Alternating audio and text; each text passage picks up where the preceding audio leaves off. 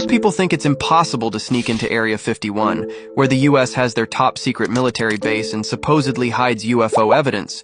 But a man named Jerry Freeman became the only person to have ever publicly snuck into Area 51 using a strategy that outsmarted the US military. Jerry Freeman began his 100-mile round-trip trek into Area 51 in April 1997, starting late into the night around Beatty, Nevada, where he would head northeast into the restricted Area 51 land. Jerry's mission for the journey was to find evidence of the long-lost 49ers, who trekked across America in search of gold in the 19th century. Many of the 49ers' last known location was in the restricted Area 51 land, and no archaeologists were ever given permission to enter the land even for research purposes.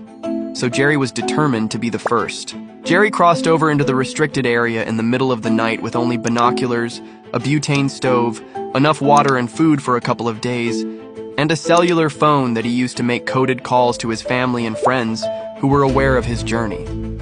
Jerry did most of his moving in the night hours when he wouldn't be easily seen and exposed to the scorching Nevada sun. His goal was to make it to Nellis Canyon and Papoose Lake, which is where the 49ers supposedly once stayed.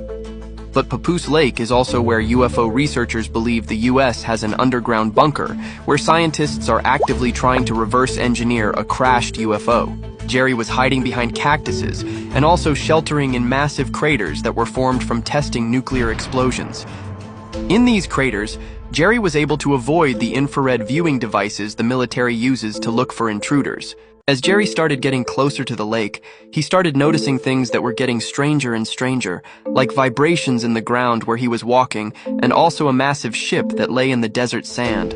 But it wasn't until he got to the top of Cockeyed Ridge, looking down onto Papoose Lake, that Jerry noticed something completely unexpected from what all those maps previously showed. These videos take forever to make, so part 2 is coming tomorrow.